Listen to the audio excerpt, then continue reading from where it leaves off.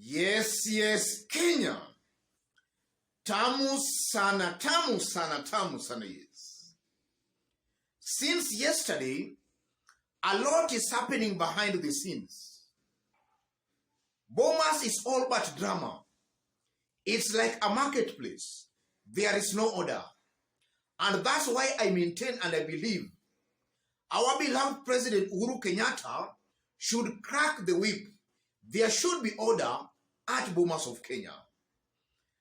And from the look of things, it appears crystal clear that William Ruto's team at Bomas and outside Bomas are very desperate to tilt the scales in favor of William Ruto.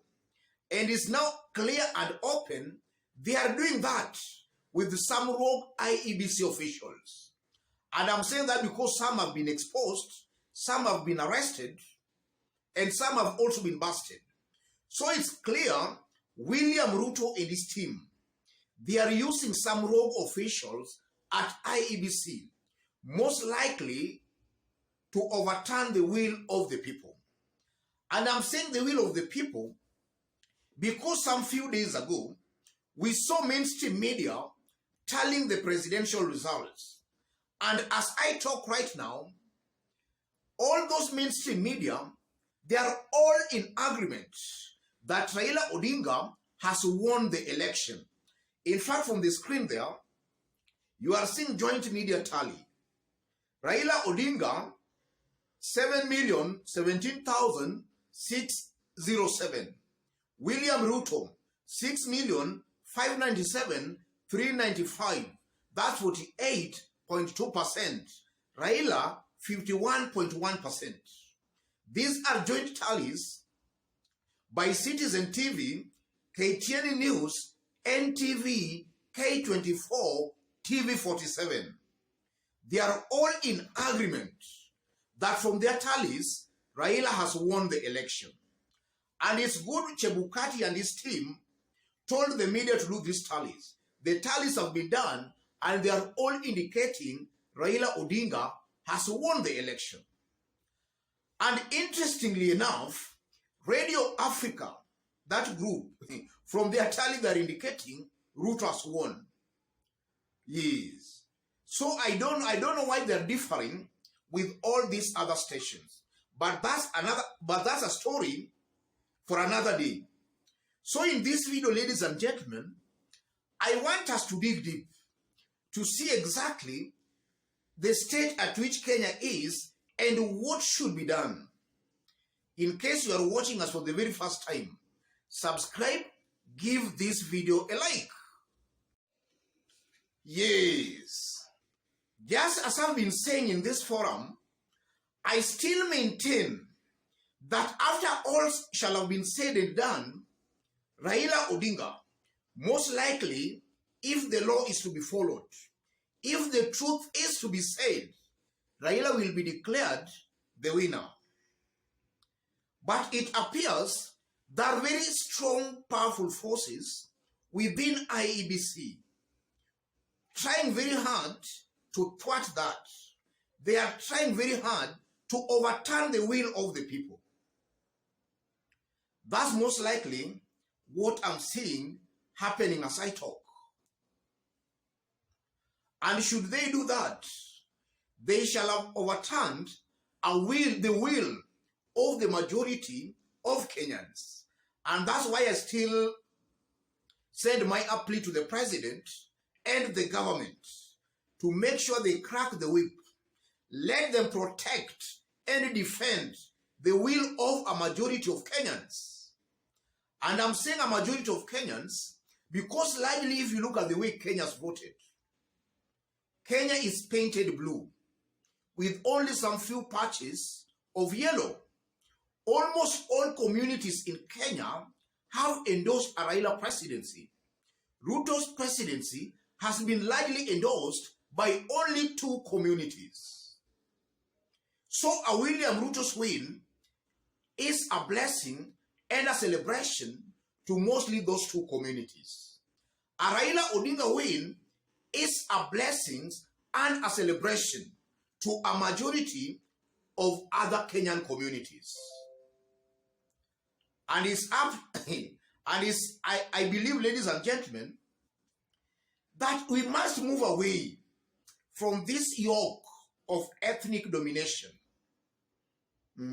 It's high time, as Kenyans, we take that seriously. We must move away from this ethnic yoke of two community domination. And that's why I still send my plea to the president and the government to crack the will, to make sure the will of the people prevails. Just as I did say in one of my videos some few days ago, a William Ruto Rigathi win is an impunity win. That technically means impunity has prevailed. Impunity has reigned supreme. That's a fact, ladies and gentlemen. A Raila Martha Karua win, that means integrity, leadership of character integrity has prevailed. That's also a fact, ladies and gentlemen.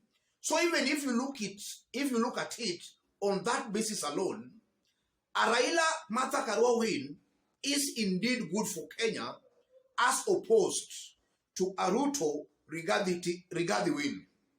That should also be taken into consideration. And we are still keenly following what is happening at Bomas, because there is a lot of confusion. William Ruto's team, they're very good when it comes to propaganda, and they are peddling all manners of propaganda. Propaganda that I know they are really winning that propaganda war. They are creating a picture that they've already won the election. That's the picture. If you keenly look at what is happening, that's the picture that is coming out. But personally, I believe if eventually, after everything shall have been said and done, Raila Odinga will be declared the win. And that's what a good majority of Kenyans are hoping for. And even before I conclude, ladies and gentlemen, Raila Odinga attended a church service at Karen. I looked at Raila Odinga and I looked at Raila's foot soldiers who accompanied him to the church. I saw a confident Raila Odinga. I saw a Raila Odinga who genuinely and truly believes he won the election. That's what I've seen today. I also saw William Ruto at Karen. He has actually turned his church, his house, his Karen house, into a church. I saw a doubting William Ruto. William Ruto is not actually very sure of whether he has won the election or not. And if you look at the things that have been exposed so far, it's clear that the turnout on the mountain was below 50%. That turnout has been inflated, and we are being told it's around 68 to 70%. While when the election actually came to close, we were told it was below 50%. The turnout is now around 68-70%. National tally, we were told, stood at around 58%. Right now, we are being told it's 64%. A clear indication that some people have added their numbers. Their numbers are not adding up.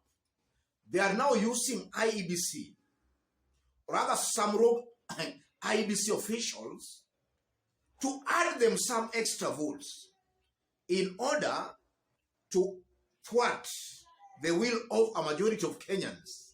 That should also be resisted. That's why the government, if possible, should even take control of Bomas. Let the government defend the will of the people. Because from the look of things, the will of the people is being sabotaged, being raped most likely at Bomas of Kenya. That is something I'm observing. And I'm not somebody who loses hope very easily, because I always stick to the truth and I stand by that truth.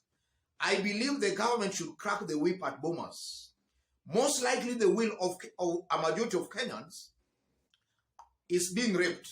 The will of the people is being raped at Bomas. The government must crack the whip. Otherwise, ladies and gentlemen, let's still wait optimistically with the hope that the actual truth will come out very clearly. We cannot lose our country to impunity. Yeah, we can't afford to do that. We can't afford to do that. We can't lose our country to impunity. That's a direction we cannot just go, ladies and gentlemen.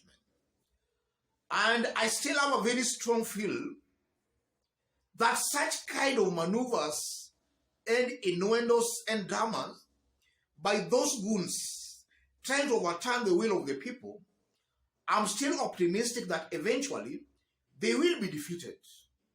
I'm still very much optimistic and very, very hopeful. And the mere fact that Chebukati and his team are also blocking local observers from accessing Bomas of Kenya, that's also something that should be investigated. Why is Chebukati blocking these local observers? I tend to believe they are also part of us. And they might know even Kenya more than even those international observers. Both local and international observers should be allowed to observe what is happening at Bomas. Yes, a good friend of mine who actually volunteered as a private observer, they are really finding it very hard at Bomas. Let me conclude it there, ladies and gentlemen. In case you are watching us for the very first time, but so far you have not yet subscribed, subscribe, give this video a like. And to our fans and subscribers here, I'm very much humbled, very grateful for the kind of support you are giving me here. To any other person, that's the kind of analysis we do here. We don't beat about the bush. We go straight on to the point. We call it as it is, without fear or favor. God bless you. God bless Kenya.